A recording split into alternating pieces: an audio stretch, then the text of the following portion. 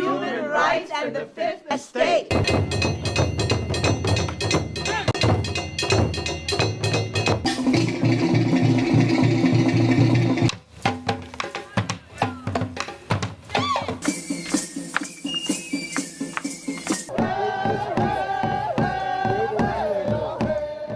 Comunidad. Daraja. Smile. Harambe. Suicide. Makar. Righteousness. Habla. Human rights and the Fifth Estate.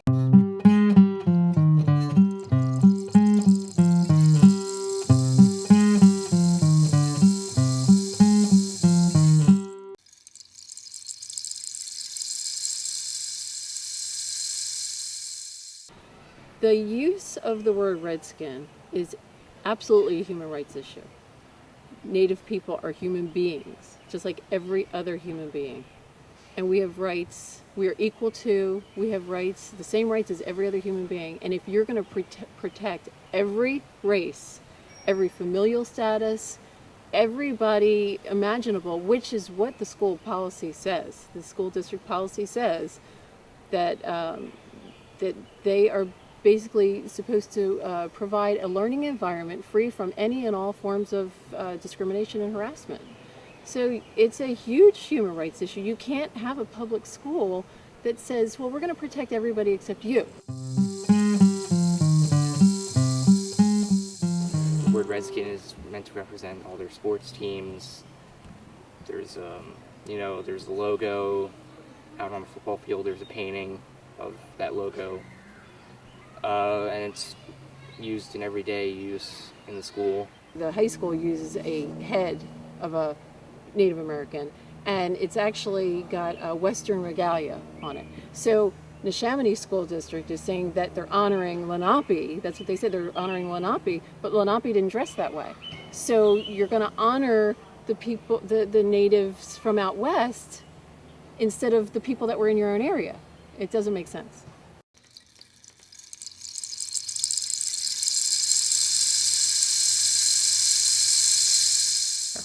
I saw it in the hallways, I saw it in the classrooms, the yearbook, just everywhere, and I was horrified.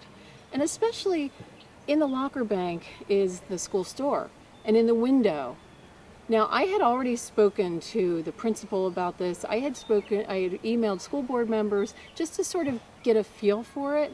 And in the store window, they had shirts that said, "Proud Redskins," Neshaminy Redskins, all that kind of stuff. And then I walked into the school store and just saw, oh my gosh, just a sea of it. And then when I went to my son's gym, and I saw it on the walls of the gym, and it just was horrifying. So I felt like I didn't belong there. I felt like a person that wasn't represented in that school. I felt like this is a public school, and why is this allowed? So that's when I started to speak out and go to school board meetings. My dad was from Oklahoma, Cherokee and Choctaw tribal affiliation, but he grew up in a time when there were signs on the doors that said no dogs or Indians allowed. My dad was very proud.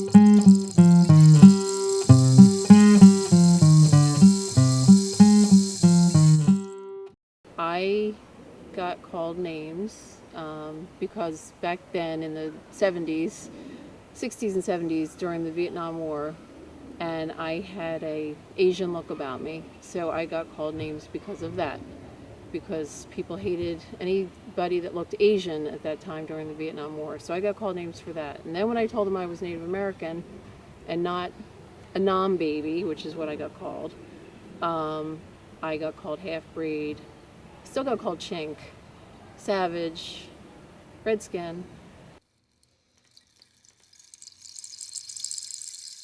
I felt like a person that wasn't represented in that school. I felt like this is a public school, and why is this allowed?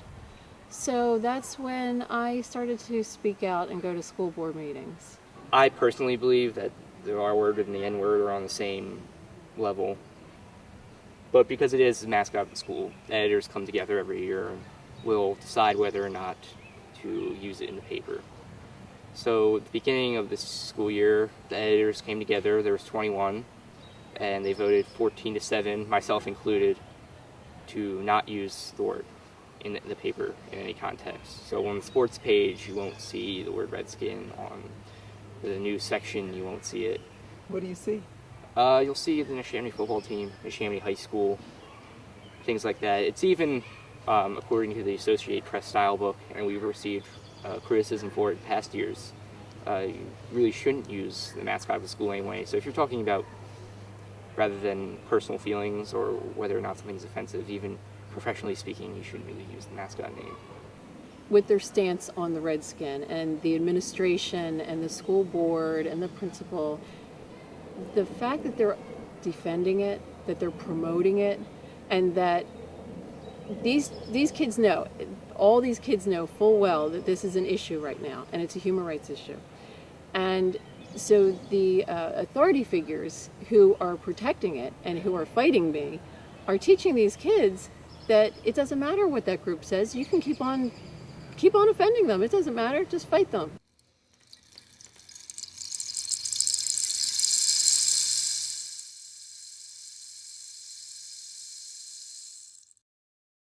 Very recently, we received a letter to the editor from a school board member's son, who we planned on publishing the letter, his letter that he had submitted. But we had, instead of following our policy, we followed our policy and used just capital R with 7 dashes for the word Redskin, which was used 3 times in the entire letter to the editor. When you've got a school board member whose child writes a letter to say how proud he is of being a Redskin, that's a school board member who knows that it's wrong.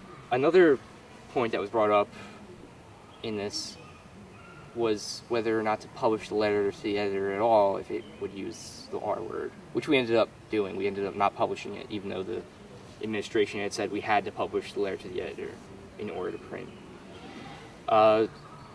So again, our ability to control what to put in, if it has the N word in it or the R word in it, isn't apparently our decision, or what the school board and administration feels is our decision. People have the right to say whatever they want, but this is a public school. And so, of course, the Redskins, Washington Redskins football team, it's a private club, okay? You just don't go and buy the ticket if you don't like it, fine. But you have the right to go to school. Going to school and getting an education is your right. So if you have the right to attend that school, why should you then have to face a derogatory, offensive, degrading word every day in every aspect of that school? That's not fair. That's not protecting every student. It's bigoted. It's the meaning of the word bigot, because bigot is somebody who ignores even though they know that it's wrong. Personally, as not even a Native American, I never knew my principal or some community members on the school board who come up and speak. I never knew they felt that way, and it's really changed my perspective. They felt so strongly about the word Redskin, that they felt so strongly about ostracizing a group of people. There are some students that have contacted me and through Facebook and private messaging, and they are on this side. They are on the side of doing away with that mascot. But the students are afraid. And these girls that are Native that that have contacted me, that I've talked to, their families were raised in New York on a reservation. So they know what that word is, and they've been called dirty Redskin. Neshaminy, or any word, like Play-Wiki, is an exploitation in a way, because you're using a culture, you're using a people. I mean, even a people that aren't even recognized, even respected enough to be recognized by the state of Pennsylvania.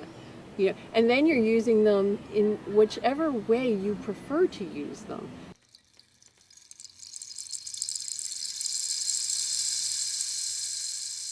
So he's afraid, in my opinion, he's afraid of the community and the backlash from the community.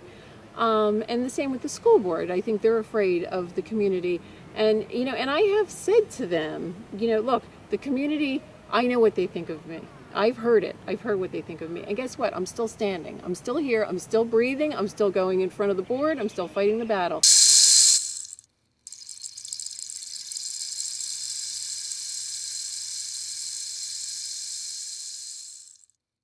Donna had contacted the Peace Center probably about a year or so ago because she was very concerned, very upset about the Neshaminy High School's, Neshaminy School District's refusal to take on this issue of looking at their mascot, looking at the name, the Redskins. But what was interesting at the same time, or shortly thereafter, the Washington Redskins issue was coming up. And I thought, you know, this is really perfect timing, way past due that we have this conversation.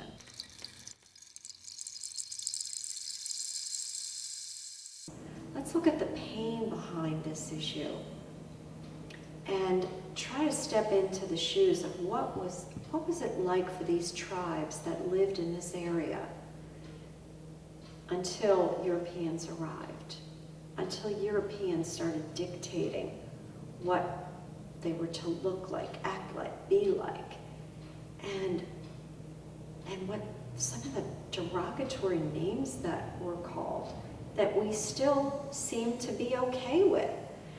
And I think that this is sort of the last gasp for wanting to hold on to our patriarchal thinking, our insensitive thinking, and like, we don't need to feel shame. Because see, this is what happens, is we tend to feel shame when we know that somebody's in pain.